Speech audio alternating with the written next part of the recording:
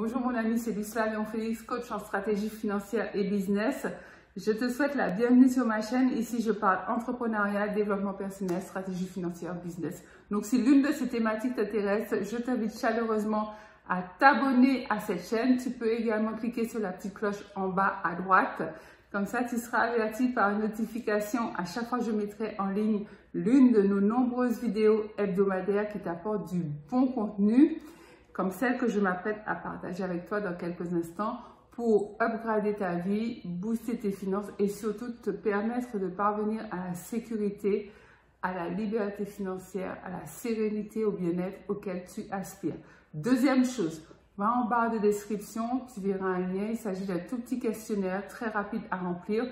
Une fois que tu l'auras rempli, je t'offre une demi-heure de coaching stratégique gratuit pour pouvoir booster tes revenus et vraiment vivre la vie de tes rêves, mettre en place les stratégies pour que tu puisses vivre définitivement la vie à laquelle tu aspires. Sans plus tarder, entrons dans le vif du sujet. Aujourd'hui, nous allons parler de religion. Oui, de religion. En fait, nous allons voir ensemble si la religion est opposée à l'argent. C'est des remarques que j'ai pas souvent, mais assez régulièrement et qui sont véhiculées par des croyances. Alors peut-être en as-tu toi aussi, peut-être as-tu tendance à te dire que l'argent c'est sale ou que les gens qui sont devenus riches ont forcément arnaqué les autres ou qu'on ne peut pas être riche et heureux ou qu'on ne peut pas être riche et avoir la santé. Donc toutes ces croyances sont véhiculées soit par ton héritage familial, donc ce qui se disait dans ta famille à propos de l'argent, ce que tu entendais tes parents dire lorsqu'ils parlaient d'argent, quelle était l'énergie qui était véhiculée, quels étaient les mots qu'ils employaient lorsqu'ils parlaient d'argent, est-ce qu'ils parlaient d'argent en termes positifs ou en termes négatifs? Et comment tu t'es approprié ça? Aujourd'hui, tu parles de l'argent en termes positifs ou en termes négatifs? C'est la même à propos de la religion. La religion a enseigné certaines choses, certains faits à propos de l'argent qui ont induit les pensées, les paroles et les actes des fidèles vis-à-vis de l'argent. Alors moi, j'aimerais te poser une question. Si tu as une religion, quelle que soit ta religion, parce que là, je ne parle pas d'une religion en particulier, mais je parle plus de la spiritualité en fait. Et si tu as une religion, bien, en fait, pose-toi cette question. Est-ce que tu aspires à faire le bien? Est-ce que pour toi, faire le bien, c'est important dans la vie? Si la réponse est oui, je poursuis en te demandant, est-ce que tu penses faire le bien ou est-ce que tu penses qu'il est possible de faire le bien sans avoir d'argent? Pour ma part, je suis chrétienne, ça veut dire que je crois en Dieu, donc j'affirme que oui, je veux faire le bien autour de moi, dans mon propre environnement, donc moi-même, mes proches, ma famille, et faire le bien également à des gens que je ne connais pas forcément, mais je sais très bien que je ne pourrai jamais le faire sans argent. Je veux dire, même si tu aspires à être bénévole dans une association, que ce soit une association de quartier ou une association à but caritatif, une association humanitaire, il te faudra de l'argent pour te déplacer. Il te faudra de l'argent parce que si tu n'as pas de moyens, toi, de subvenir à ta propre subsistance, de mettre le couvert sur la table, tu n'auras pas les capacités mentales d'aller le faire pour les autres, je te garantis.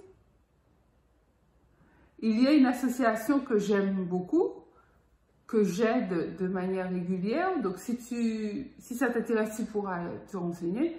Il s'agit de l'association Les Petites Sœurs des Pauvres. En fait, c'est une association catholique qui vient en aide aux personnes pauvres et âgées notamment.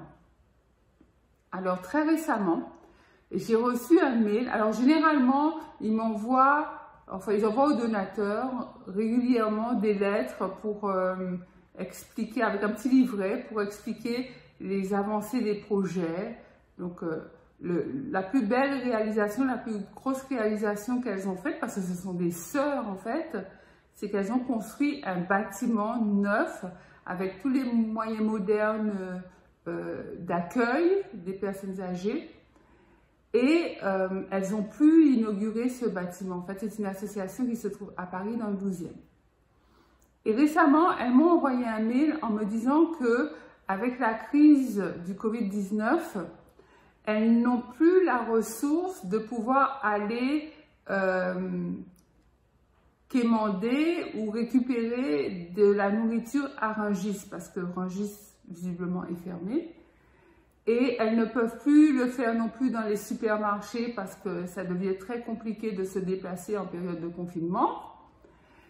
Elles avaient envisagé, il y a certains donateurs dans les supermarchés ou des producteurs qui leur ont proposé de leur emmener les denrées à domicile, entre guillemets, mais pour des raisons sanitaires, ça n'a pas été possible de mettre ça en place, puisque c'est quand même de l'accueil de public, entre guillemets, même si ce sont des personnes en difficulté, mais elles ont une capacité d'accueil du public, donc c'est très normé.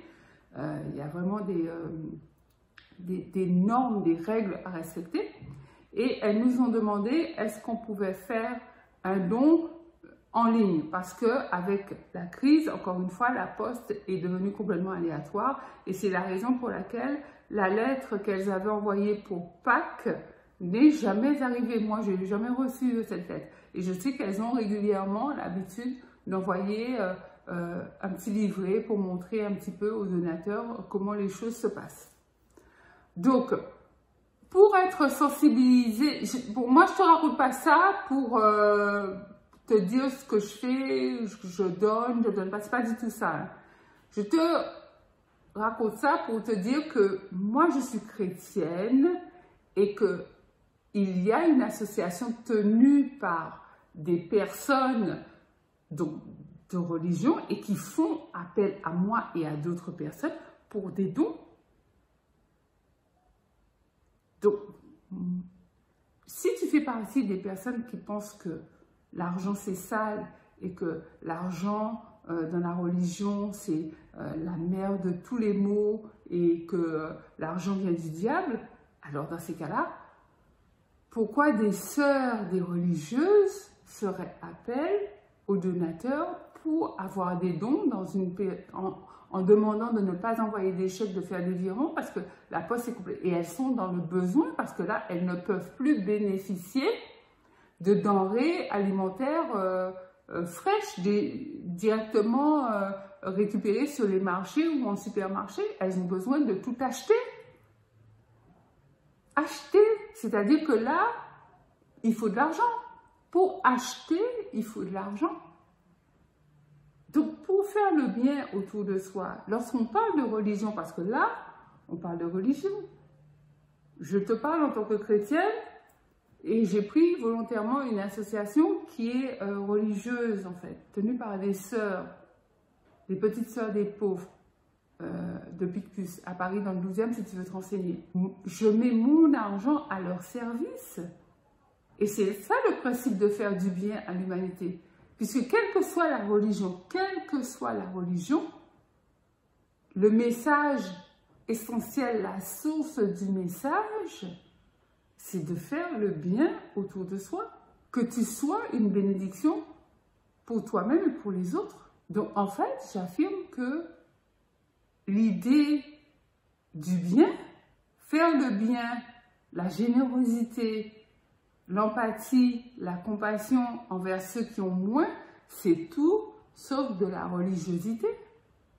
D'ailleurs, si tu repars en arrière, historiquement parlant, les dignitaires religieux, lorsque tu prends depuis l'époque du pape, les premiers papes, etc., c'est des gens qui étaient riches, c'est des gens qui avaient de l'argent. Ils enseignaient au peuple qu'il était salutaire d'être pauvre. Et que si on voulait aller au ciel, il fallait être pauvre. Parce que c'était des bribes des Écritures saintes de la Bible qui étaient prises et qui étaient trafiquées pour maintenir le peuple, les croyants, dans de fausses doctrines, dans des mensonges, pour maintenir, encore une fois, c'était ça, c'était l'élite, quelques-uns, des riches, et beaucoup, donc le peuple, les croyants, pauvres. Mais la pauvreté n'a rien de glorieux. La pauvreté n'est absolument pas une bénédiction divine, crois-moi. Et j'entends, alors sûrement qu'il y aura des religieux qui vont venir, ou pas d'ailleurs, mais peut-être, même s'ils n'écrivent pas de commentaires, ils peuvent dire oui, mais Jésus était pauvre, etc. Qui a dit que Jésus était pauvre? Qui a dit que Jésus était pauvre? Lorsqu'on a crucifié Jésus, si les soldats romains ont tiré sa tunique au sort une fois qu'il était mort, c'est bien parce que la tunique valait de l'argent.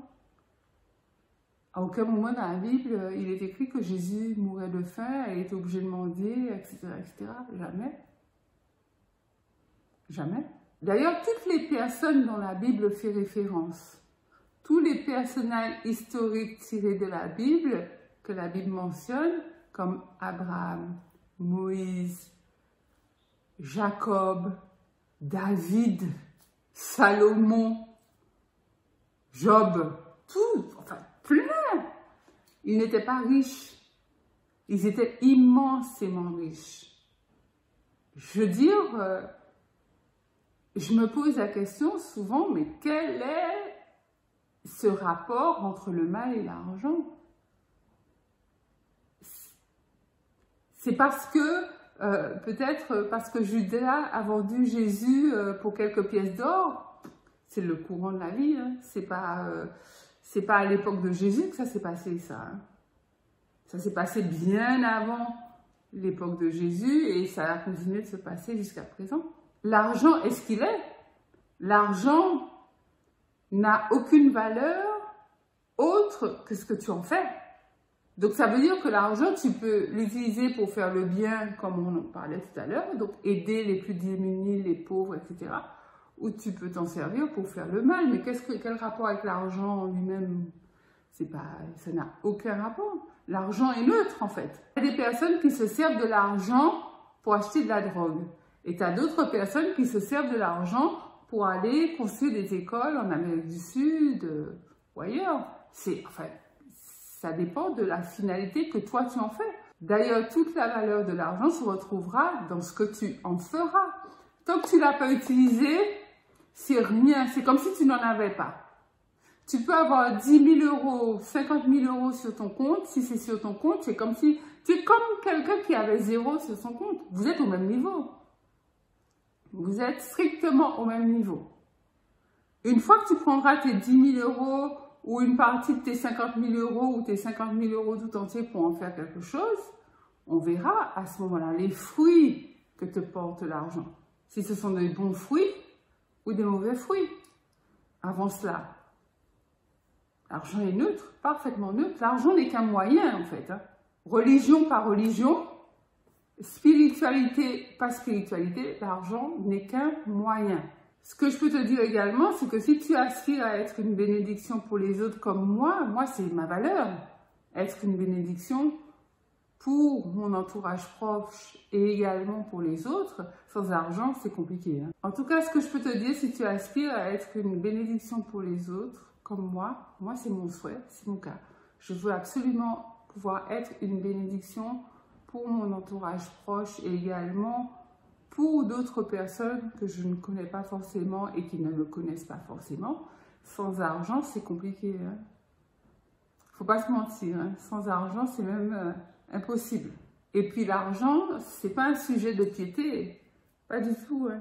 Lorsqu'on parle de piété dans la Bible, c'est pas une question d'argent.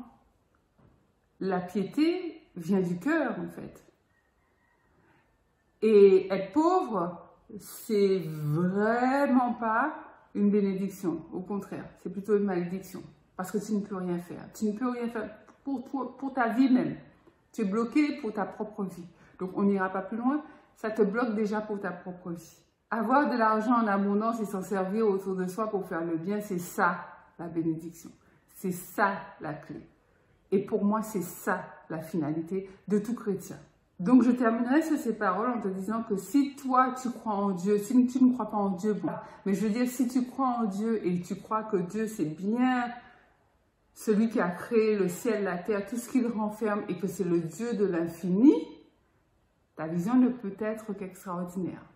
Tu ne peux pas avoir une vision de pauvre, tu ne peux pas avoir une vision de manque, tu ne peux pas avoir une vision de pénurie, tu ne peux pas envisager la pauvreté comme légitime, c'est pas possible. Donc voilà mon ami, ce que je voulais partager avec toi aujourd'hui à propos de argent versus religion. Donc ce sont des termes qui ne s'opposent pas, selon moi. Ce sont des termes qui sont au contraire bien complémentaires. Donc je t'invite à me dire en commentaire ce que tu en penses. Est-ce que tu as des croyances limitantes à propos de l'argent ou est-ce qu'au contraire tu considères que l'argent c'est une bonne, grande et inépuisable source de bénédiction? Ça me fera plaisir de te lire.